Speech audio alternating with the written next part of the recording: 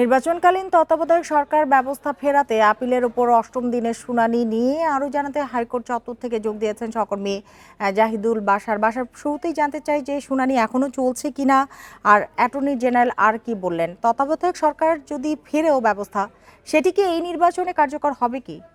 জি, দেখুন, আজকে তত্ত্বাবধায়ক সরকার ইস্যুর এই যে মামলাটি, সেই মামলার খুবই গুরুত্বপূর্ণ একটি দিন। কারণ আজকেই যারা রিভিউ আবেদন করেছিলেন, মোট 5টি পক্ষ, একটি বিএনপি মহাসচিব মির্জা ফখরুল ইসলাম, জামাতের সেক্রেটারি জেনারেল মিয়া গোলাম পরোয়ার, সুজনের সম্পাদক বদিউল আলম মজুমদার সহ 5 জন, এরকম মোট 5টি পক্ষে বেশ কয়েকজন মিলে এই রিভিউ আবেদন করেছিলেন।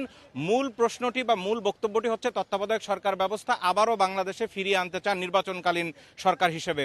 তো সেই ব্যবস্থা ফিরবে কি ফিরবে না, একটি মাত্র আইনি ধাপ বাকি রয়েছে।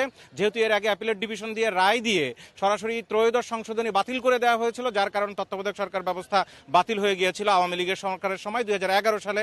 তখনকার প্রধান বিচারপতি ছিলেন খায়রুল হক।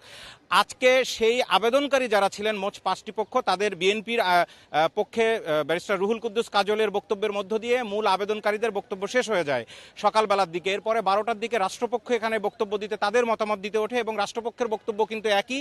বাংলাদেশে কেন এই তত্ত্বাবধায়ক সরকার ব্যবস্থা দরকার এবং কোন গুরুত্বপূর্ণ ক্ষেত্রে দরকার, তত্ত্বাবধায়ক সরকার ব্যবস্থা না থাকার পরে কি হয়েছে, সেই বিষয়গুলো অ্যাটর্নি জেনারেল, অতিরিক্ত অ্যাটর্নি জেনারেল তারা তুলে ধরেছেন। সেইখানে তারা বলেছেন যে একমাত্র তত্ত্বাবধায়ক সরকার ব্যবস্থা বিলুপ্তির কারণে বা তত্ত্বাবধায়ক সরকার ব্যবস্থা না থাকার ফলে এই যে হাজার হাজার মানুষকে হত্যা করা হয়েছে, গুম খুন করে রাখা হয়েছে, সবকিছুর মূলে ছিল গণতন্ত্রকে ফিরিয়ে আনার আন্দোলন। আবু সাইদ, মুগ্ধের মতো মানুষ সহ যারা এই 24-এর গণ অভ্যুত্থানে জীবন দিয়েছেন, পুরোটাই ছিল কিন্তু একমাত্র তত্ত্বাবধায়ক সরকার ব্যবস্থা না থাকায় যে ত্রুটিপূর্ণ নির্বাচন, দিনের ভোট রাতে হওয়া, সেই বিষয়গুলো তারা তুলে ধরেছেন। সুতরাং এটি বাংলাদেশের প্রেক্ষাপটে কতটা গুরুত্বপূর্ণ সেই বিষয়ে বিশ্লেষণ করতে যেয়ে প্রধান বিচারপতি সহ 7 বিচারপতির অ্যাপিলেট ডিভিশনের সামনে অ্যাটর্নি জেনারেল, বাংলাদেশের অ্যাটর্নি জেনারেল আসাদুজ্জামান, তিনি বলেছেন এই তত্ত্বাবধায়ক সরকারের সাথেই কিন্তু এই বিষয়টিও জড়িত, বাংলাদেশের সার্বভৌমত্বের ক্ষমতা। এই বিষয়গুলো বিশ্লেষণ করলে আজকে খুবই গুরুত্বপূর্ণ সাবমিশন তারা সেখানে রেখেছেন। আজকের মতো শেষ হয়েছে, আগামীকালকে আবারও রাষ্ট্রপক্ষ অর্থাৎ অ্যাটর্নি জেনারেল অফিস থেকে অ্যাটর্নি জেনারেল অথবা অতিরিক্ত অ্যাটর্নি জেনারেল তারা বক্তব্য দিবেন।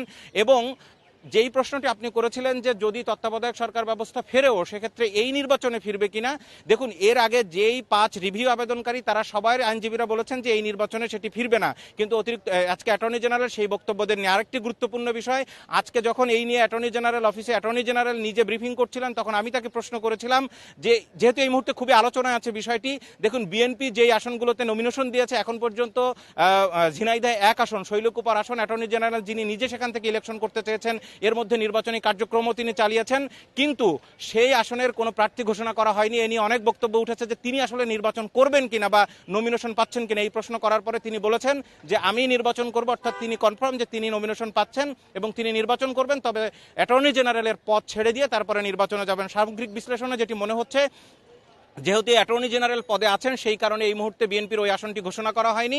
পরবর্তী তিনি পদ ছেড়ে দেওয়ার পরে সেই আসনে তাকে ঘোষণা করা হবে এবং তিনি বিএনপির হয়ে নির্বাচন করবেন। বাশার, আপনাকে অনেক ধন্যবাদ।